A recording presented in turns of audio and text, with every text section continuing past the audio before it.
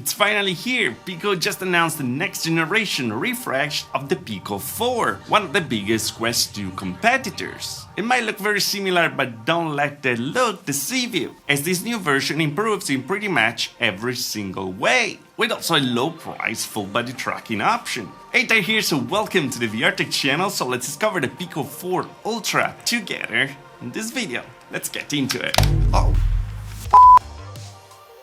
Alright, here we are. So Pico just held an event in China, the place where it's gonna start to launch this new headset, the Pico 4 Ultra. Unfortunately, there's no information yet on when it's gonna arrive to the US or to Europe, but my fingers are crossed because the previous version was actually one of my favorite headsets back then. So well, what's new here? Well, pretty much everything to go and get ready to compete directly with the Quest 3. But yeah, so why Pico 4 Ultra? Well, because the Pico 5 was actually scrapped completely because the Pico 4 didn't actually reach completely their goals, and so they actually decided to move and a refresh of the previous version, the Pico 4, and actually enhance it to make it competitive with what's on the market right now. And why I'm not that mad about it? Well, because the Pico 4 was already a great base to start to build on. They were actually first to introduce pancake lenses on a consumer-ready VR headset for a very doable price. They had very high resolution displays, good working controllers, and most of all, they really nailed comfort back then. So this may be controversial, but I really love the fact that they maintain pretty much the same aesthetic and the same characteristic of the previous headset. If ain't broke, don't fix it, they say. So yeah, starting with the comfort, the headset is again very balanced with a almost 50-50 balance front and back that we know it being very important for a VR headset that usually very front heavy. This is gonna be 304 grams on the front and 279 on the back. You may also notice that from this video is actually missing the top strap, but don't worry, they should be available actually in the box. For some reason they think that it's cooler to show it without it. What's very important here is actually the screens and the resolution, because it seems like it's gonna have pretty much the same screens of the Pico 4, 2160 by 2160 each eye, fast LCD display running up to 90 Hz, so no 120 Hz mode, but this time it seems to be 25% brighter, and the resolution is going to be actually higher because thanks to the XR2 Gen 2, the same chipset that we actually have on the Quest 3 is going to be able to run a higher render resolution. That is going to run a 1920 by 1920 natively. That is 62% more than the previous model. So yeah, everything should feel crisper. And that's not the only thing that might look crisper, because the MR, so mixed reality, on the Pico actually got improved.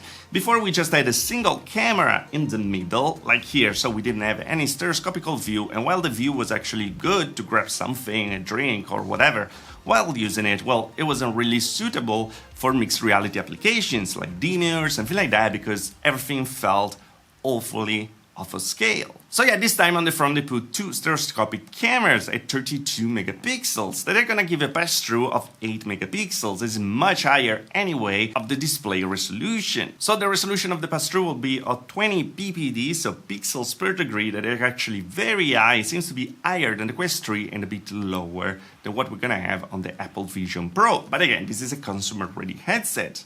Not this one, the Ultra. And the pass-through should run at 72 Hz to give actually a better smoothness. What's also particular here are the two sensors in the middle, the ITOF. This seems to be a combination of the depth sensor and the AR illuminators to actually give a depth perception of your room and your environment. And this is actually great for MR experiences to make them feel more grounded. And this is gonna happen real time, so in theory, you're not gonna have to create like an environment to actually play in. Similar to what's happening on the Vision Pro. And talking about competing a bit with the Vision Pro, it seems like this software is actually evolving to be a more spatial computing thing, where we can actually use free floating windows to actually use our browser, displays, or anything like that, to then interact with your controllers, with your hands, thanks to the improved hand tracking, also thanks to the new sensors, or of course mouse and keyboard. And on top of that, that's pretty cool, you're gonna be able to mirror your phone, like your iPhone, your Android phone, or your Windows desktop PC, or your Mac, all via the Pico Connect app, that apparently is gonna get a big update. And of course, another feature from the Vision Pro is actually the ability to shoot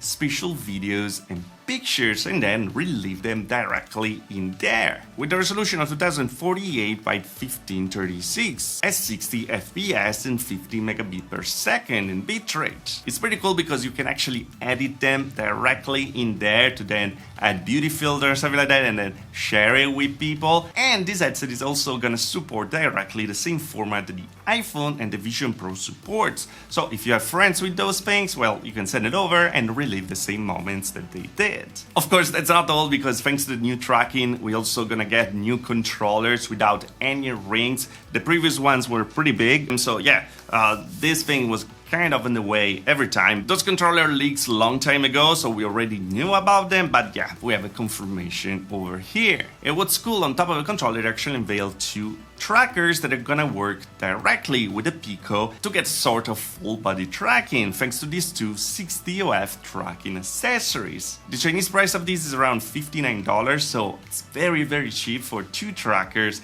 and from what they showed, you can have a full body tracking experience directly with just those on the ankles, and it seems like the setup is super easy and fast because it takes just 5 seconds. These Pico motion trackers only weigh 27 grams, and they feature IMU sensor that work along 12 infrared sensor to give 6DOF tracking, as we said. It's kind of weird that we don't have a tracker for the hip, but from the demo it seemed pretty good. And the cool thing here is that VRChat will support them directly, natively, so that means that you don't have to go through different apps, but you can actually use them in the standalone app directly on the Pico store without any problem, and do your VRChat things. But hey, let's talk about specs, shall we? Because the Pico 4 Ultra will have, as we said, the XR2 Gen 2, that is the new generation processor from Qualcomm that we have on the Quest 3, so those will unlock, of course, better gains, better resolution, paired with 12GB of LPDDR5 memory and 256GB of